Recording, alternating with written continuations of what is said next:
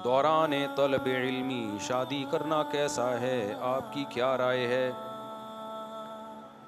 नबी सल्लल्लाहु अलैहि वसल्लम ने अब्दुल्ला बिन मसूद बिल्कुल नौ उम्र थे, उनको देख के फरमाया कि जो तुम में निकाह की ताकत रखता है वो निकाह कर ले। ताकत रखने का मतलब जिसको रिश्ता मिल जाए। तो चाहे आप तालिब इल्म हो या आप उस्ताज हो, निकाह बालिग होने के बाद है। ये निकाह जो है ना, इंसान की बॉडी की रिक्वायरमेंट है। ये ऐसे ही है कि जैसे कोई कि तालिब इल्म के दौरान खाना खाना कैसा है। अबे खाना तो भूख का ताल्लुक है ना, भूख लगेगी तो रोटी तो खानी पड़ेगी। तो बिल्कुल जैसे भूख इंसान की नेचर है, मर्द और औरत एक दूसरे की क्या है, नेचर है। वो उस नेचर को कुचलोगे तो डिप्रेशन में जाओगे, टेंशन में जाओगे, पढ़ाई नहीं होगी उससे। अब एक बेवकूफ कह रहा हो कि यार खाना खाने में इतना टाइम लगेगा, इससे बेहतर है कि पढ़ लो। क्योंकि पढ़ाई के दौरान, खाने के दौरान पढ़ाई छोड़नी पड़ेगी ना। आप उठ के जाओगे, खाना खाओगे, रोटी पेट में उतारोगे, उसके बाद फिर नींद भी आएगी, फिर वॉशरूम भी जाना पड़ेगा। तो आपने कहा इतना टाइम एक्चुअली वेस्ट हो रहा है, लिहाजा पढ़ाई को फोकस करो। तो पढ़ाई को फोकस नहीं करोगे, भूख का एहसास बार बार आपको पढ़ाई से गाफिल करेगा। तो बेहतर है थोड़ा टाइम निकाल के खाना खा के थोड़ी देर नींद कर लो, उठ के फ्रेश हो जाओगे। दोबारा दिल क्या करेगा फिर, पढ़ाई में। तो जो लड़के शादी नहीं करते, सिर्फ पढ़ाई को फोकस करते हैं, तो वो आंख मटक्के ज्यादा कर रहे होते हैं, पढ़ाई कम कर रहे होते हैं। और फिर गर्लफ्रेंड की तरफ जा रहे होते हैं, मोबाइलों पे लगे हुए होते हैं, फिर इंटरनेट पर फुहश फिल्में देख देख के टाइम ज़ाया कर रहे होते हैं, फिर हैंड प्रैक्टिस और पता नहीं क्या क्या गंद भला जो गंद सोसाइटी में चल रहा है। तो पढ़ाई तो वैसे भी नहीं होती। लोग मिसालें देते हैं, नहीं वो फलां इतना नेक आदमी, देखें उसने तो शादी नहीं की और पढ़ के इतना बड़ा साइंसदान बना। वो 100 में 1-2 होते हैं ऐसे। 100 में क्या होते हैं, 1-2 होते हैं जो कुछ अलग ही, बहुत उनको अपनी ख्वाहिशात पे कंट्रोल होता है।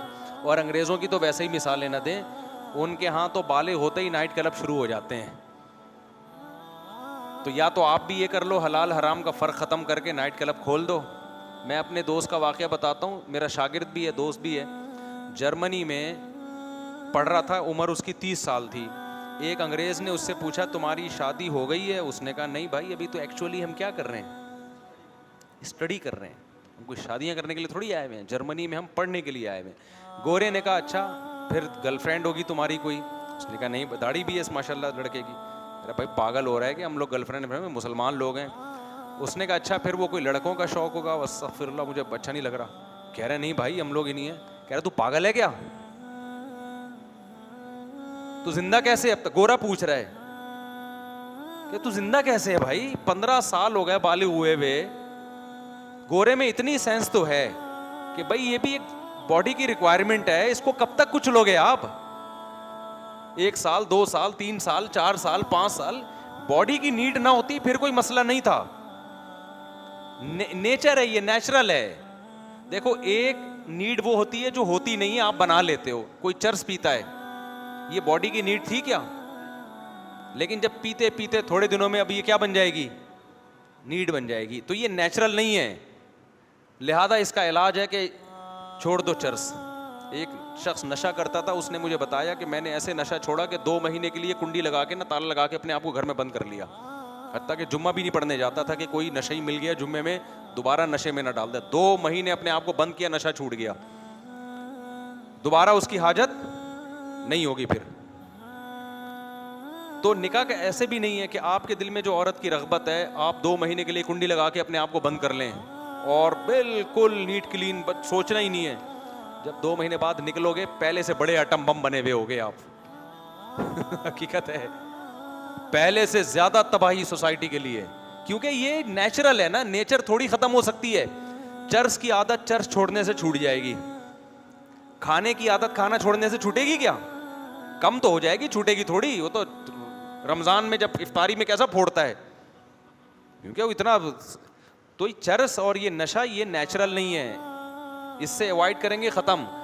निकाह की ख्वाहिश खत्म नहीं होगी कभी भी, ये तो नेचुरल है, कुदरत ने रखी है और ये नेमत रखी है, औरत में भी मर्द में भी। इसी से नस्ल बढ़ती है, इसी से सोसाइटी वजूद में आती है। तो नेचर से मत लड़ो, हम ये कह रहे हैं आपसे। आप साइंसी तरक्की करो, मगर आप नेचर के खिलाफ चलना शुरू हो जाओ उस तरक्की में, तो ना तरक्की हासिल होगी और ना सुकून मिलेगा आपको, बगावत हो जाएगी नेचर से। तो गोरे ने इसका हल ये रखा हुआ है कि गर्लफ्रेंड वो जाके वो करते रहते हैं, उनका तो कोई मसला ही नहीं है उनके यहाँ। लेकिन उसके दूसरे साइड इफेक्ट बहुत ज्यादा हो गए कि तरक्की करके चांद पे तो पहुंच गए, लेकिन जो चांद पे जा रहा होता है उसके भी अब्बा का पता नहीं होता कि अब्बा कहाँ है वो। हमारा बेटा चांद पे पहुंच जाए, पूरा खानदान रिसीव करने के लिए आएगा, चचा, मामू, ताए, खाला, फुप्पे। अंग्रेज में जो साइंसदान चांद पे गए नीचे रिसीव करने के लिए, कौम तो आई है, एक आध गर्लफ्रेंड होगी, चचा ताए का उनके भी पता। तो यार ये सेटअप चाहते हो तुम लोग?